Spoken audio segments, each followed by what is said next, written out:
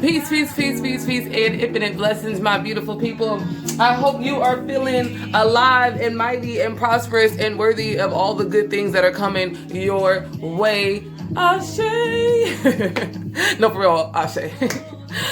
So I wanted to make a video today because I've been reflecting lately on what, I wish my parents would have done for me, it's interesting to see that on social media,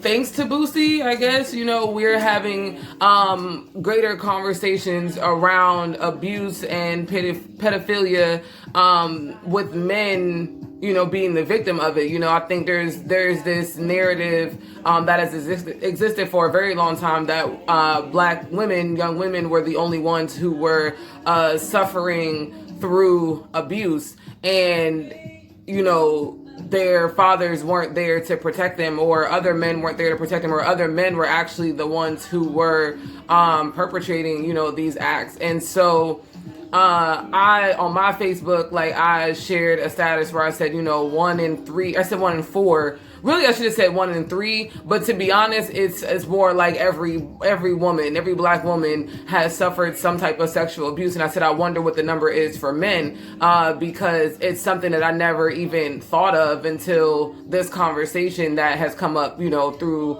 Boosie's foolishness. And more men are sharing that, their babysitters or mother's friends, have full on raped them or have touched them or have made them touch them, and a couple of men have said they were as young as 5, and that to me is just it's mind blowing. When I went through my abuse, I was 7, 9, at these young ages where we're not even, you can't even think straight. You can't even think straight. You're not even, sexually, you're not even there, So it's just very weird what has gone on in the black community. And this rising, when I got up, it really led me to just reflect on what the older generations have not done, and so a lot of times talk about the black community this and the black community that.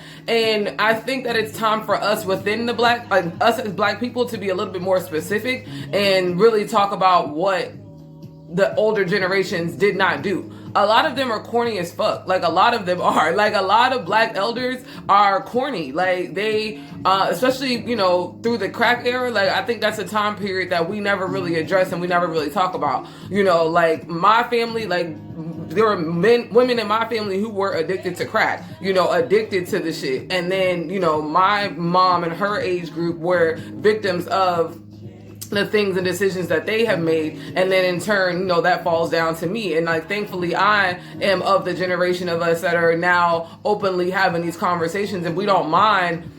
We actually invite uncomfortable conversations so that we can actually air it out. It's time that we stop brushing things up under the rug and thinking that somehow is just going to make it disappear. And, I think that there is an emotional weakness that exists within the 40, 50, 60-year-olds that need to be addressed. I think there is a lot of abuse that the 40s, 50s, and 60s have caused, and they've never done anything to rectify, let alone even acknowledge that it exists. A lot of things that the 30s, 40s, and 50s, 60s, they 40s, 50s, and 60s, they orchestrated the shit.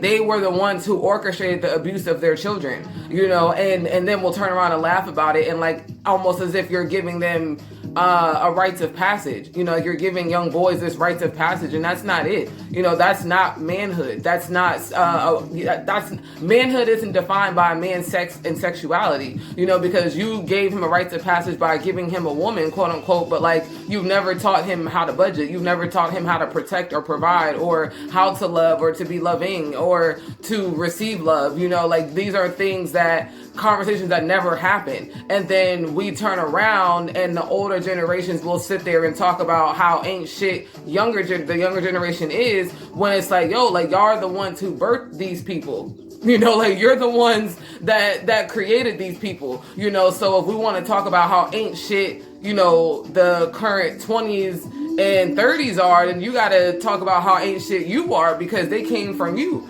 you know. And I think there's just, it's such a because we want to respect our elders, like that's something that we've been taught. And I feel like for me, like respect, like you're given respect until you show that you are not worthy of it. And I feel like because we don't want to like call out our parents or whatever, like we don't acknowledge that they really aren't worthy of respecting. Like they're not people that I would want to be, you know, like at all. And that's not, and for us as younger people, like it sucks because now we're kind of left to, I mean, it sucks, but it's a positive thing at the same time. Like it's positive that we can now sit and like create a life that is healthy, but we're doing it off of like what not to do, you know, like they showed us what not to do. And so now we're seeing, you know, what we want to do for ourselves as well as potentially future kids if we choose to bring children into this world. And even that is a difficult choice to make as well, knowing that the foundation doesn't even exist, you know, like there isn't this solid family structure that exists, but the family structure is literally the wealth, you know. If a black family can exist, there is an abundance of wealth that can exist within that. However, I feel like we don't spend time talking about the reasons why the black family doesn't exist, you know, and why the black family is the way that it is. And we don't talk about why, you know, the 20s and 30-year-olds don't want to be around their parents, you know, like we don't address that because we make it seem as if they're wrong. And, you know, I'm someone that in my career, I deal with conflict mediation. And one of the things about mediation is that socially there's already there's a power structure that exists that we don't acknowledge. Most of the time, we automatically assume that young people have no power and older people have power. And older people feel as if they have power over younger people. So the younger person's voice is normally not even acknowledged, validated, uplifted, or encouraged. So when I go into mediation sessions with families, the first thing that we do is make sure the older person, the person who is more likely to have power in the power dynamic, the power system, is to speak second. And this person is supposed to speak first, the one who does not have the power. And when the person does not have the power speaks and has the ability to share their voice first and foremost, this person has to respond. And if they don't respond, then we have to address why it is they're not responding. And most of the time, they're not going to respond. And then we can address the issues that exist within this person that even they don't acknowledge because they're hiding behind their quote unquote power. And it's a privilege. It's almost like you're hiding behind the fact that we're supposed to feel as if you're older, so you're right, and you're not. Like you're not. And when we talk about evening out scales of oppression or scales of privilege, like that's really what it is. Like you as a person who knows that you have authority, knows that you're supposed to be quiet and actually uplift the voices of others, you know, and allow them to address the pain that exists within them that the person of power more than likely has caused. You know, and the person of power, if you actually give a shit, now you're supposed to sit down and literally listen and figure out how you can mend the issues that you have created. Within the black community, I don't see that happening. I see a lot of young people who are really doing their best to create businesses and to do all this work, not realizing to create a business out of nothing is extremely difficult, especially as one person. It's hard, you know, so if you are a lot of the successful entrepreneurs that we see, like they're not doing it on their own. You know, like they have a solid family structure that is there helping them. Or maybe they have a solid partnership, again, family that is helping them. You know, so to be a black person on your own trying to make a difference is a lot more challenging than we allow ourselves to really talk about. And I also think that the elders of the community kind of just sit back and see it, but then don't really step up to really help, you know, because they feel like they're too old, they're too this, they're too that, or they don't care, or they don't know, or I don't know about that stuff, or I don't know about technology. Like it's almost like they let their ignorance like be their comfort zone. And it's like, nah, like we didn't know about the shit either. Like we didn't know about none of this either. We took time to learn, you know. So as an older person, like you cannot be in your 40s and 50s and 60s and alive and healthy. You know, you're alive, you're well. Black genes is real strong. You alive. You know, if you just eat a couple of right things, you will be able to sustain your mentality a lot longer. Quit eating that fried chicken and that pork and that bacon and all this other stuff. Take some time to stop eating that. You can get some energy back. And then you will be able to help the younger people in your family who are trying to do something. But we don't have those conversations because you're older. And so, like, we're trying to respect you. But to me, if I love you, it's not even about respect. Like, if I love you and care about you, like, I'm not going to let you sit there and continue to really harm the structure, my bloodline. It's really like your bloodline. And when you think about it, you know, and as animals that we are, as humanity, like, we're supposed to be really thinking about how we're going to sustain our bloodline and what things we're going to do to make sure our bloodline is secure in the future. You know, that's a natural thing to care about and to be concerned about. And the elder black community, because they was sipping on the Kool-Aid, smoking on the rock, they kind of forgot that. They forgot that that was something that you were supposed to be concerned about. And you weren't, and great, the time has passed. Now you really got to do the work to clean all that up. You got to clean up your house. You can't be a hoarder forever. You can't be just, you know, packing in, sweeping stuff under. At some point, you got to air that out before you die.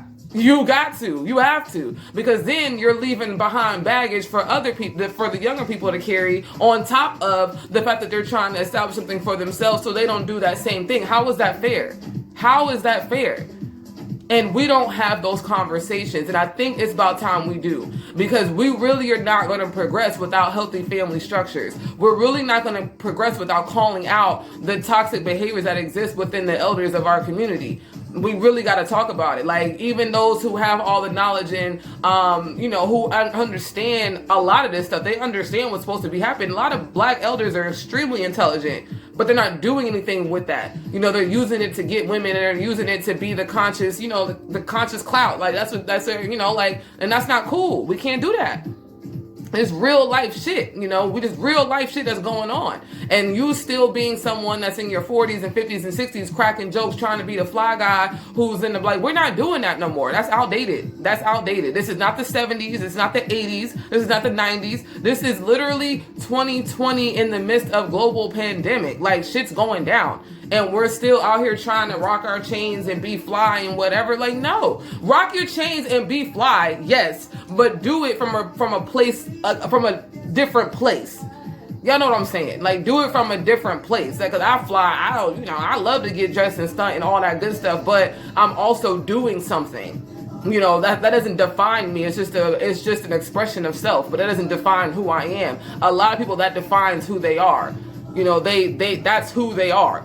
And that's not good. That's not even healthy, you know, to think that this is who you are. If you strip all that down, then who are you? And most times there's nothing really there, and there's nothing to show. And that's not something that we need. That's not a behavior or a trait that we need to pass down to future generations. So, woo, I had to get that off my chest. That was a lot of fire. Look, I love y'all so much. I love my people. I really love the conversations and the progress that my people are making. I love the fact that we are challenging ourselves to break through these tough conversations. I'm grateful that we're using the downtime to be productive and to really mend our internal world as well as our family structures and our outer world. It's very, very important that we do that. We as black people are the leaders of everything on this planet. That's what it's been. We set the standard, we set the tone, and I hope that we continue to challenge ourselves to set the tone from a healthy place and a healthier perspective so that we can see what thriving actually looks like during this lifetime. I love you so much. In case you have not heard it today, if you need me, call me, hit me up. We can talk about this all day, every day. Stay woke about these streets, y'all.